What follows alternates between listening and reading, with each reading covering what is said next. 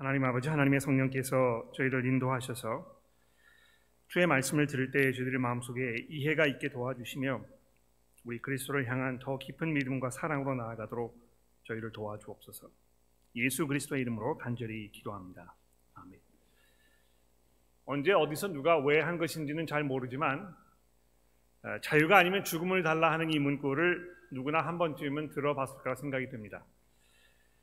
미국 건국의 아버지로 인정받는 사람 중에 하나였던 이 패트릭 헨리 씨가 한 그 이야기인데요.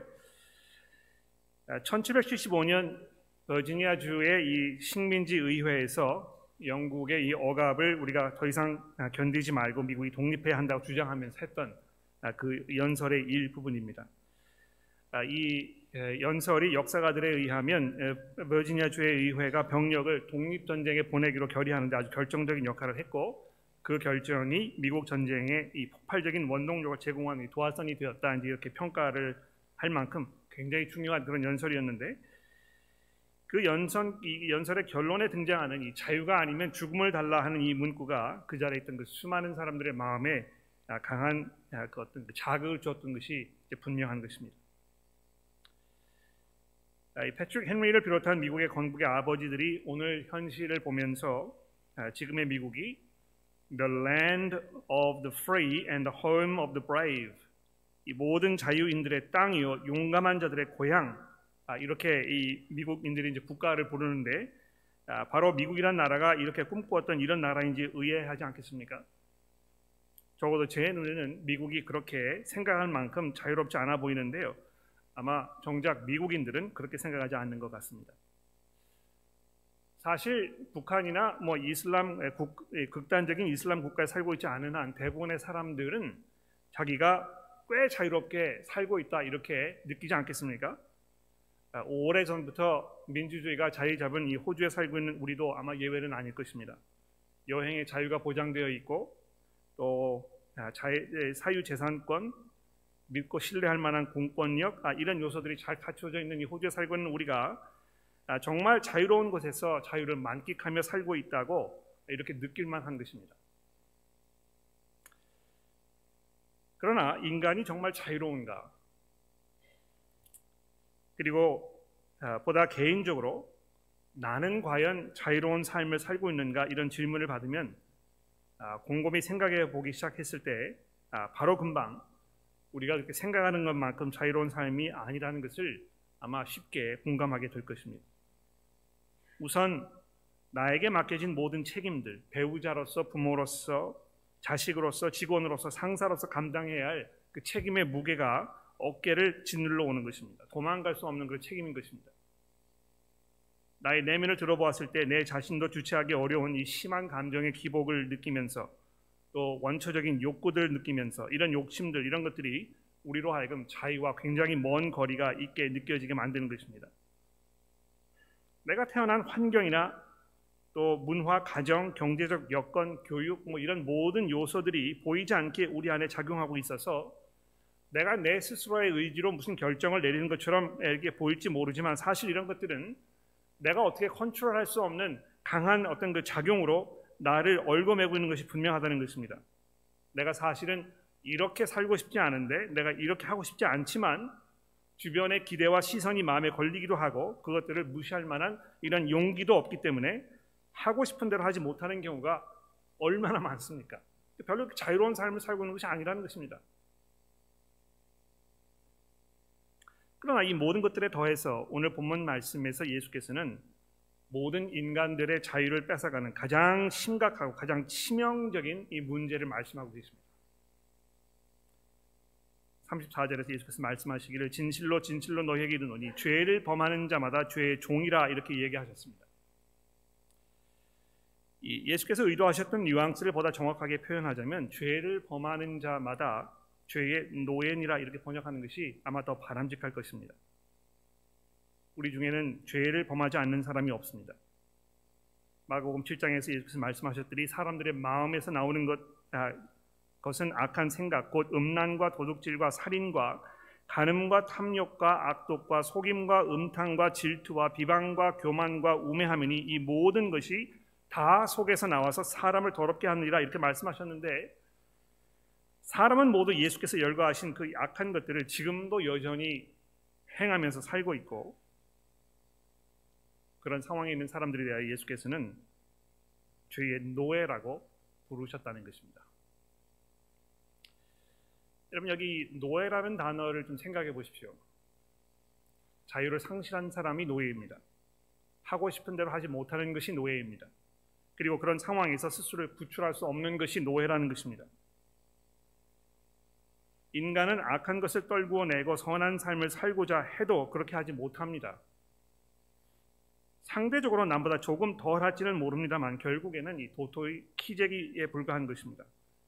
다만 기회가 없어서 상대적으로 덜 악하게, 상대적으로 좀 더 선하게 보일 뿐이지, 인간은 기본적으로 죄의 노예가 되어 살고 있는 것이 분명하다는 것입니다. 이것은 성경만 그렇게 말씀하시는 것이 아니라는 것입니다. 제가 이제 이 이야기를 들은 것은 조금만 생각해 보면 자기 자신에 대하여 좀 더 솔직하게 다가갈 수 있는 그런 용기가 있는 사람이라면 인간의 이 기본적인 문제점에 대해서 아주 깊이 인식하고 있다는 것입니다. 1983년 노벨 문학상을 수상했던 윌리엄 골딩이 쓴 이 파리 대왕이라는 소설을 읽어보신 분들이 많이 계실 것입니다. 미래의 어느 때에 핵전쟁을 피해서 가던 이 수십 명의 소년들이 비행기 추락 사고로 인해서 무인도에 불시착한 후에 그곳에서 극도의 공포심과 불안감으로 인해서 절망하면서 점점 이성을 잃고 서로에 대한 끔찍한 일들을 저지른다는 내용이 이제 줄거리가 되겠는데, 인간의 내면에 자리하고 있는 이런 깊은 탐욕과 이 야만성을 아주 신랄하게 파헤친 이런 수작으로 인정받고 있습니다. 인간이 기본적으로 그렇다는 것입니다. 평소에는 점잖은 것 같은데 조금만 상황이 어려워지면 자기의 본성이 드러나게 되어 있다는 것입니다. 그보다 무려 한 200여 년 전 100여 년 먼저 출간되었던 1886년에 이 지킬 박사와 하이드시라는 이 소설도 여러분 잘 아실 것입니다. 인간이 잠재적으로 가지고 있는 선악의 이 모순된 이중성을 파헤친 작품으로 잘 알려져 있지 않습니까?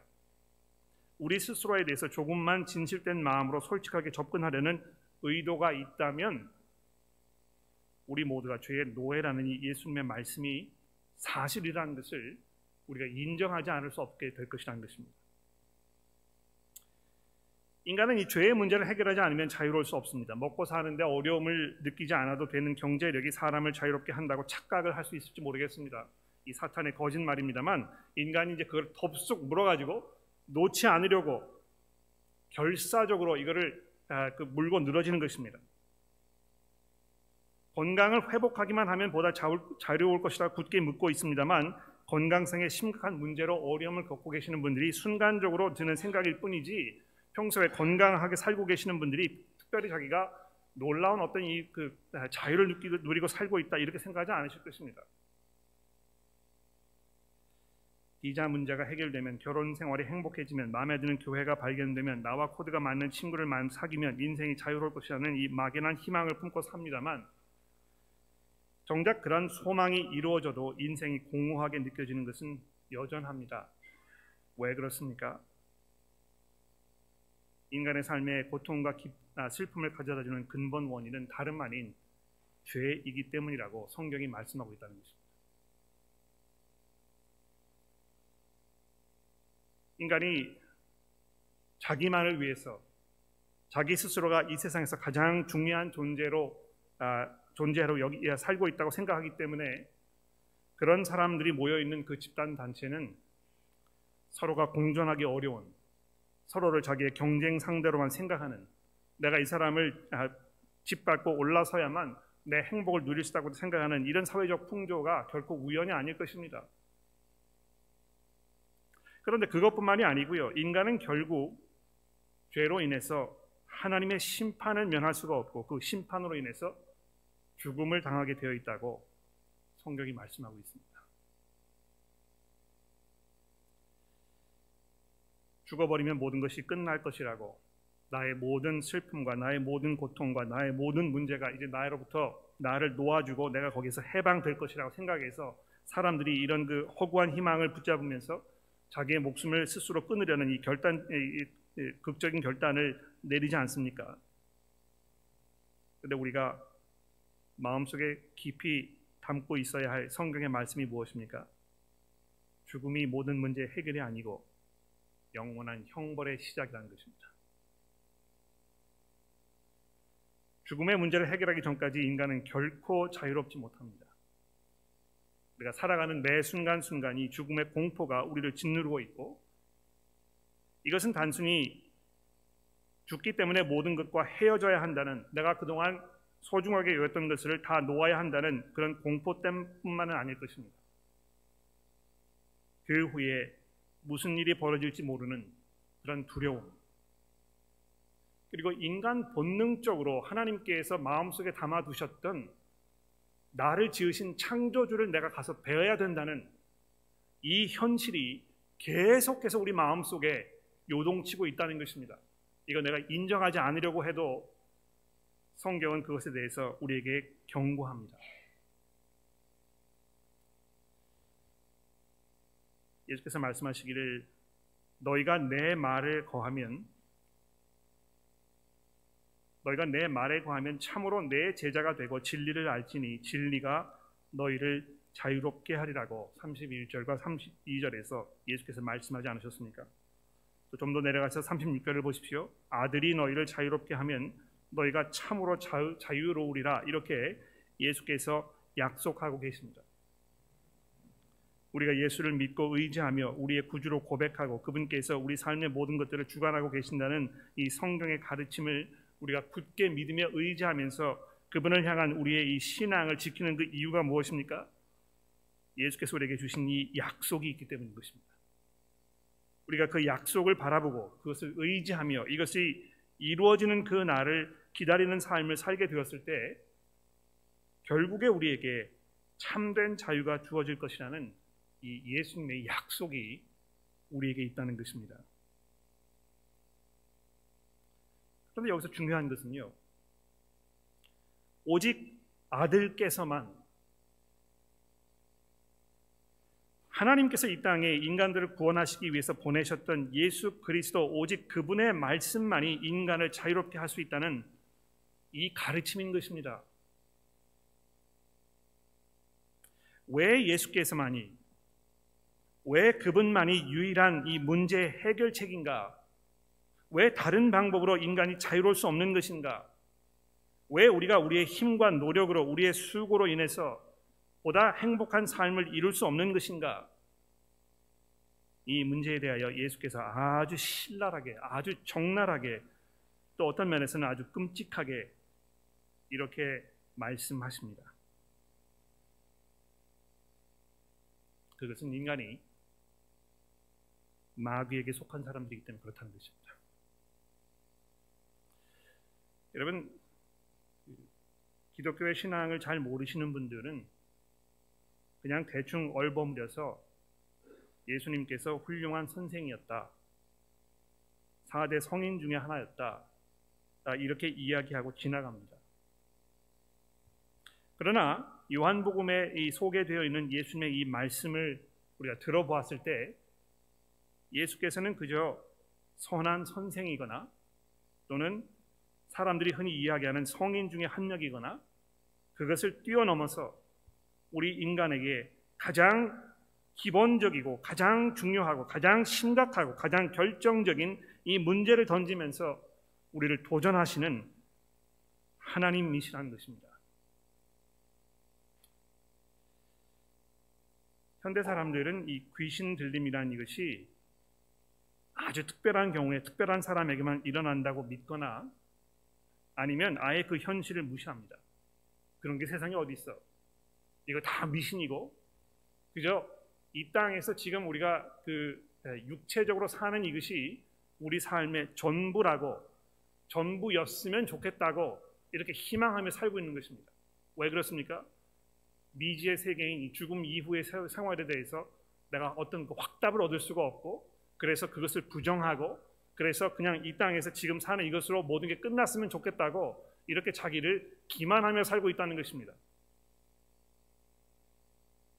그런데 예수께서는 그렇게 말씀하지 않으셨습니다. 마귀의 존재를 인정하고 계실 뿐만이 아니라 마귀가 인간의 삶에 막강한 영향력을 행사하고 있다고 말씀하고 계시지 않습니까? 그 영향력을 아버지라는 단어로 설명하고 계십니다. 너의 아버지는 마귀다.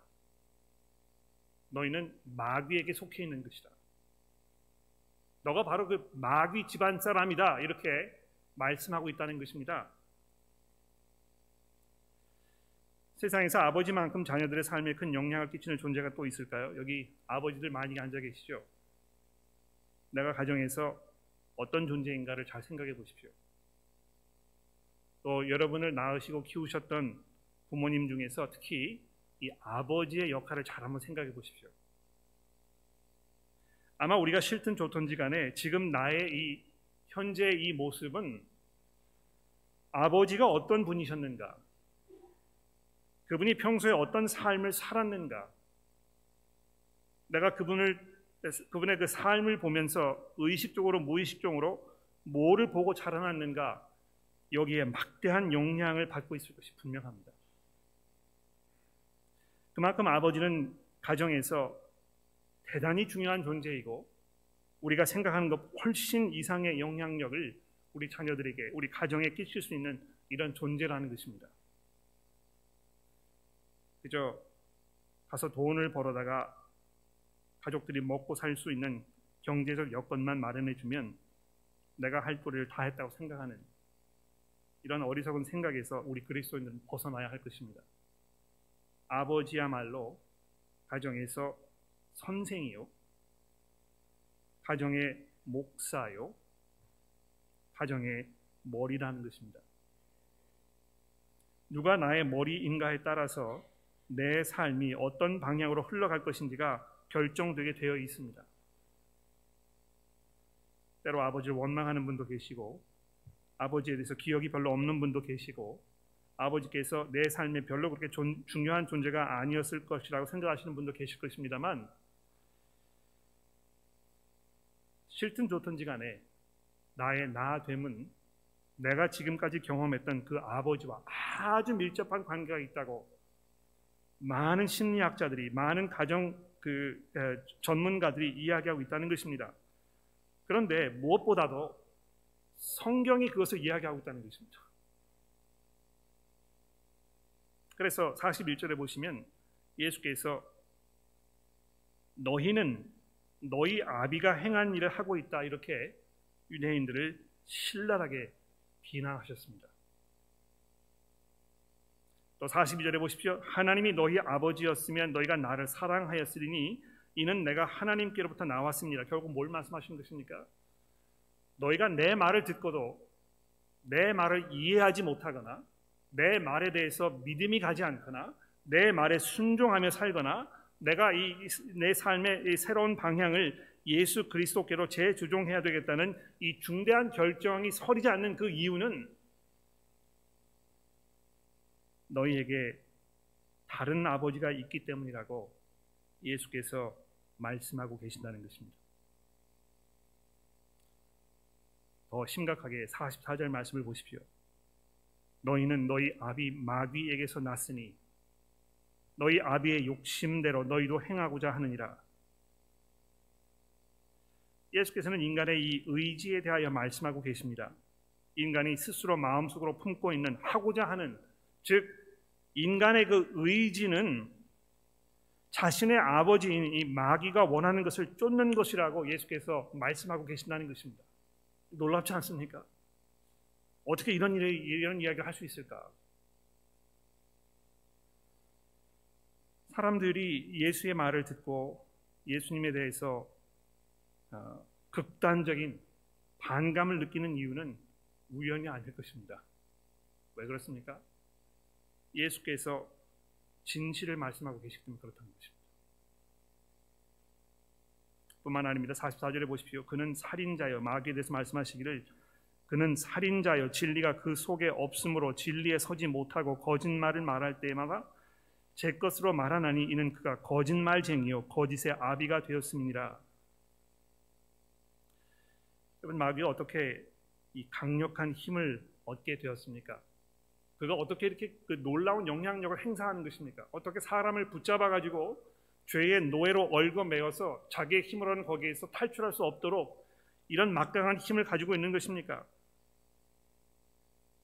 그것은 곧 예수님의 말씀에 의하면 사람이 마귀의 거짓말을 덥석 밀어버렸기 때문이라는 것입니다. 마귀는 지금도 자신의 거짓말을 통해서 어리석은 인간들을 미혹하고 있고, 사람들이 이 거짓을, 사탄의 이 거짓을 믿는 동안에는 자기 스스로를 죄의 노예로 내어주는 이 어리석음 가운데 계속 살고 있다는 것입니다. 그는 우리 마음속에 거짓 소망을 불러일으킵니다. 내가 하나님 없이 그저 열심히 이 세상에서 내 최선의 노력을 다해 살면 그것으로 나는 만족할 수 있다. 또는 거기에 대한 충분한 보상을 받을 것이다. 나는 그것으로 만족한다. 거짓 소망을 품게 한다는 것입니다. 자기 자신에 대한 거짓 평가를 내리기도 합니다. 우리 스스로를 검증해 보았을 때, 내 속을 들여다 보았을 때 내 자신에 대해서 내가 가지고 있는 이 평가는 현실보다 훨씬 더 높은, 내가 이 정도면 그래도 떳떳한 사람이라고 착각하는 이런 상황으로 우리를 몰고 가고 있다는 것입니다. 무엇보다도 사탄은 여러분과 저의 마음속에 하나님에 대한 깊은 불신의 이 씨앗을 심어놓고 거기에 계속 불을 지피고 있다는 것입니다. 하나님께서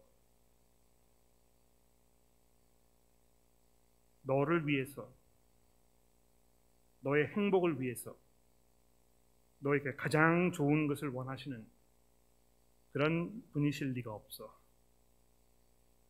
그분의 말씀을 듣는 것은 손해배는 일이야. 그분의 아들이신 예수를 위해서 너의 삶을 내어드리는 것이, 그분에게 헌신하는 것이 결코 너에게 행복을 가져다 주지 않을 것이다. 이것은 얼마나 수고하고 얼마만큼의 어려운 대가를 치러야 하는 일인지 너도 잘 알지 않니? 그쪽으로 가지 말고 그냥 내가 원하는 삶을 살아. 거기에서 만족을 느끼고 행복을 느끼다가 죽어버리면 그만인 것이야. 계속해서 마귀는 우리의 마음 가운데 하나님에 대한 이 불신의 씨앗을 심어주고 있다는 것입니다. 이 거짓의 족쇄를 깨뜨릴 수 있는 힘은 오직 하나님의 아들이신 예수 그리스도의 그 말씀에 담겨있는 이 진리 속에 있을 뿐인 것입니다. 그래서 47절 말씀해 보십시오. 하나님께 속한 자는 하나님의 말씀을 듣나니 너희가 듣지 아니하면 하나님께 속하지 아니하였습니다라고 말씀하시면서, 우리가 하나님의 말씀을 듣지 않는 한 우리는 결코 사탄에 속해 있는 우리의 삶의 현실로부터 자유로울 수 없다고 말씀하고 계신다는 것입니다. 여러분, 우리가 예수의 말씀을 들어야 하고 예수께서 오직 우리에게 참 자유를 주실 수 있는 그 분인 이유가 바로 여기에 있습니다. 예수의 말씀을 들음으로 영원히 죽음을 보지 않게 되기 때문이라고 예수께서 오늘 51절에 말씀하지 않습니까? 내 말을 사람이 지키면 영원히 죽음을 보지 아니하리라. 여러분, 이것을 믿으십니까? 우리가 예수의 말씀을 듣고 그것을 마음속에 간직하며 그것을 소망하며 살고 있고 그것으로 내 삶의 모든 각 부분들을 재조명하며 내가 때로는 거기에서 회개하고 때로는 감사함으로, 감격으로, 기쁨으로, 소망 중에 살아가고 영원하신 하나님 나라를 소망하면서 그리스도의 참된 모습으로 내 삶을 살아가는 이것이 나에게 영원한 생명을 가져다 줄 것이라는 이 예수의 말씀을 여러분이 믿음으로 고백하고 계십니까? 31절에 예수께서 이렇게 처음 말씀하지 않으셨습니까? 너희가 내 말에 거하면 참으로 내 제자가 되고 진리를 알지니 진리가 너희를 자유롭게 할 아마 이 진리가 너희를 자유롭게 할 것이라는 이 31절의 말씀은 가장 많이 왜곡되고 가장 많이 잘못 사용되는 이런 말씀 중에 하나가 아닌가 생각됩니다. 한국의 연세대학교도 뭐 이거를 학교에 그 표로 이렇게 삼아가지고 진리 탐구하는 이것이 우리를 자유로 인도할 것이라는 이런 대단한 착각 속에 빠져 있는데요. 굉장히 유감스러운 것은 이 연세대학교를 세우신 분들이 크리스천들인데 그분들이 얼마나 성경을 잘 읽지 않으셨으면 그런 엄청난 실수를 범하셨을까 개탄스러울 뿐입니다. 여기서 말씀하신 이 진리는 무슨 진리를 말하는 것입니까? 학문 탐구를 말하는 것입니까? 그걸 통해서 얻어지는 어떤 새로운 깨달음을 말하는 것입니까? 그렇지 않습니다. 여기 분명히 예수께서 말씀하셨잖아요. 너희가 내 말에 거하면 너희가 참으로 내 제자가 되고 진리를 알게 될 것이다. 예수 그리스도의 말씀 안에 하나님의 진리가 담겨 있다는 것입니다. 나중에 예수께서 내가 진리요 길리요 생명이라고 말씀하셨던 이유가 바로 거기 있는데요. 아까 우리 켈리 선교사님도 말씀하셨습니다만 그분만이, 그분 안에서만 우리가 참된 자유를 누리게 될 것이라는 이 성경의 약속이 우리의 고백이 되지 아니하면 우리는 우리의 죄 가운데에서 죽음을 맞게 되는 비극으로 가게 될 것입니다. 그러나 그것보다 더 큰 비극은 무엇입니까? 우리의 죄로 인해서 맞게 되는 그 죽음이 모든 일의 결말이 아니고 비극의 시작일 뿐이라는 것입니다.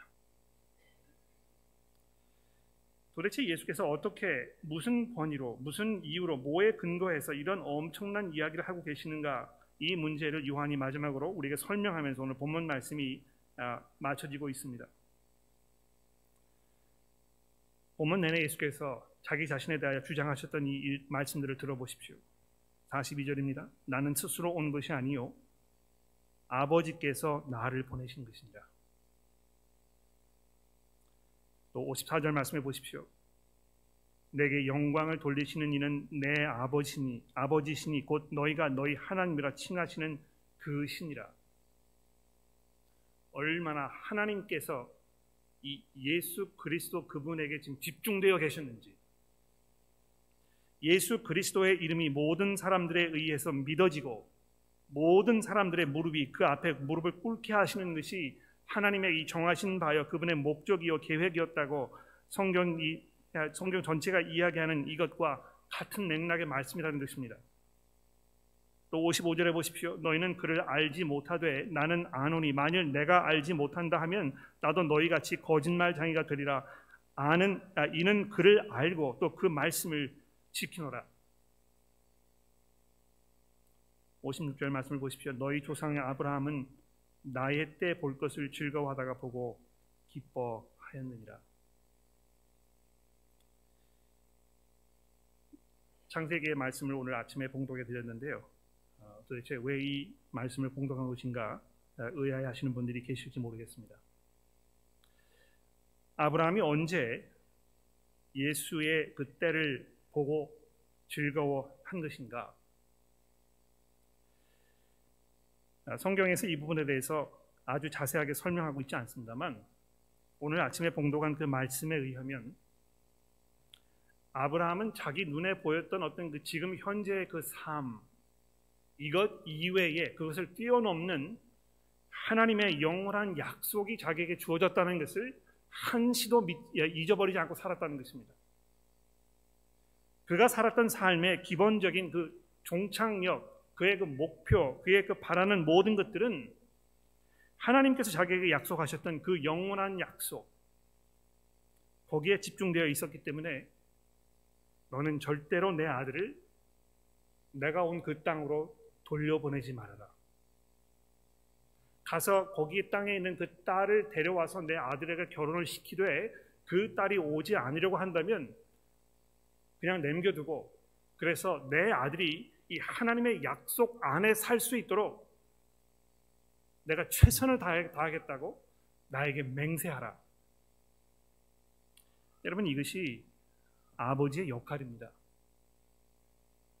가정에서 아버지가 해야 할 일이 무엇입니까? 하나님의 분명한 약속을 가족들이 잊어버리지 아니하고 온 식구가 그 목표를 향하여 한 걸음 한 걸음 매 순간순간 전진할 수 있도록 기도하며 본을 보이며 거기에 헌신하는 삶을 사는 것이 아버지의 역할이라는 것입니다. 내가 누구와 결혼할 것인가? 이거 얼마나 중대한 일입니까? 또 결혼하신 아버지 남편들의 경우 얼마나 많은 책임이 여러분의 어깨에 좀 주어져 있습니까? 아브라함이 그렇게 했는데요. 그러한 아브라함을 보면서 예수께서 뭐라고 말씀하셨습니까? 내가 진실로 진실로 너희에게 이르노니 아브라함이 있기 전에 내가 있었느니라. 여기 내가 있었느니라는 이 말씀은 하나님께서 구약 성경에서 모세에게 자기 자신의 이름을 드러내셨을 때 I am 이라고 소개하셨던 그 부분을 인용하고 계시는 것입니다. 너희는 너희 아버지가 아브라함이라고 이야기하지만 너희가 하는 그 행태를 보니까 아브라함이 너희 아버지가 분명하지 않은 게 분명하고 너희가 그토록 아브라함에 대해서 이야기하지만 나는 아브라함 그 이전부터 있었던 자이라 이렇게 말씀하시면서 자기의 권위에 대해서 증거하고 계신다는 것입니다. 예수는 과대 망상증에 빠져있던 정신분열가였거나 사실이 아닌 것을 주장하면서 사람들을 미혹하려고 했던 새빨간 거짓말장이거나 아니면 오늘 본문 말씀이 이야기하는 대로 아브라함 이전부터 계셨던 온 세상의 창조주시오 우리 인간의 유일한 소망이며 우리의 모든 헌신과 우리의 모든 예배와 우리의 모든 찬송을 홀로 받으시기에 합당하신 그 분이라는 것입니다. 우리 그분 앞에 우리의 모든 것들을 드리는 우리의 삶이 되기를 간절히 바랍니다. 기도하겠습니다. 하나님 아버지, 예수를 만나게 하셔서 감사합니다. 그분 안에 참 생명을 얻게 하시고 영원하신 하나님의 약속을 바라보며 살게 하셔서 감사합니다. 하나님, 저희들이 한순간도 그 약속을 잊어버리지 않게 하시고 그분 안에서 우리에게 주어졌던 이 참 생명의 소망을 우리가 만끽하며 우리에게 주어질 참 자유를 소망하며 우리의 삶을 인내로 살아가도록 저희를 도와주옵소서. 예수 그리스도의 이름으로 간절히 기도합니다.